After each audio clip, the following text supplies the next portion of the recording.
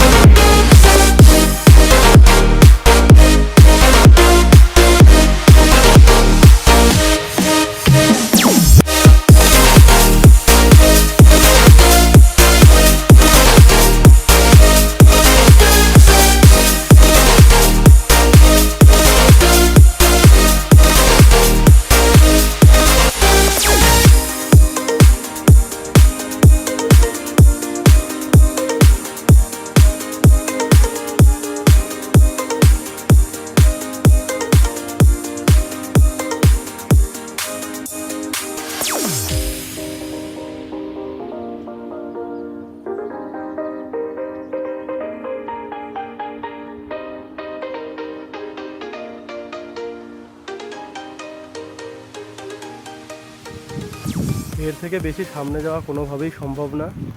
প্রচণ্ড সুন্দর জায়গা আর প্রচণ্ড রিক্স, মানে এদিক থেকে ওদিক হলে একদম পুরো বিশাল খাদ, বিশাল।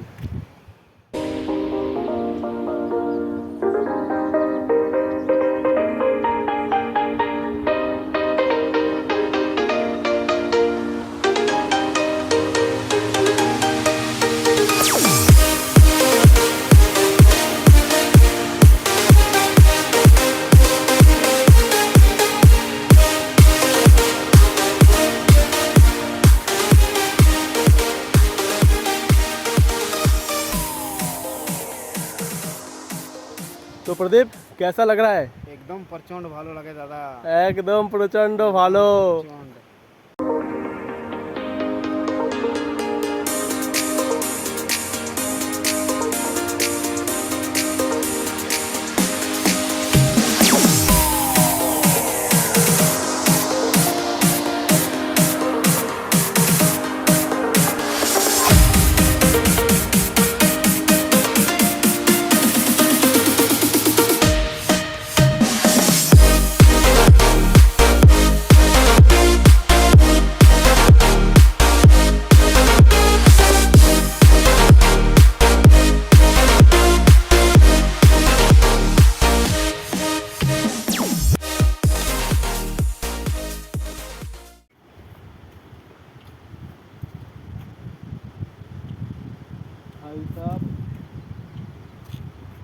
প্রচণ্ড গভীর খাদ, একবার একটু দেখে নাও তোমরা, দেখো।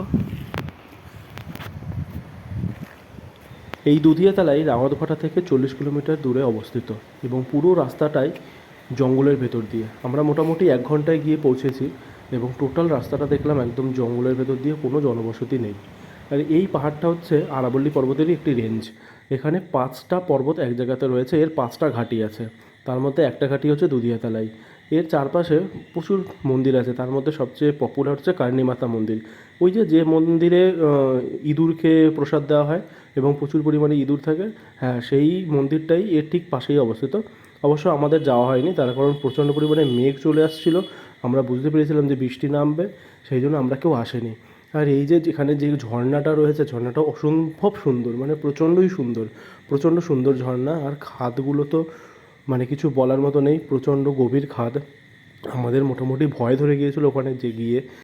আর এই পুরো অঞ্চলটা মুকুন্দা টাইগার রিজার্ভের মধ্যে অন্তর্গত। তার মানে বুঝতেই পারছো যে কোনো জনবসতিহীন জায়গার উপর দিয়ে 1 ঘন্টা গাড়ি নিয়ে যাওয়াটা কতটা চাপের হয়ে যাচ্ছে আমাদের উপরে। তাও এই ছোটো ছোটো জায়গাগুলো দেখার নেশা আমাকে কোনো রকমভাবে পিছু হাঁটাতে পারছে না। আর আমি দেখবো, তোমাদেরকেও দেখাবো। তোমরা শুধু আমার ইউটিউব চ্যানেলটা সাবস্ক্রাইব করে আমার পাশে থাকো।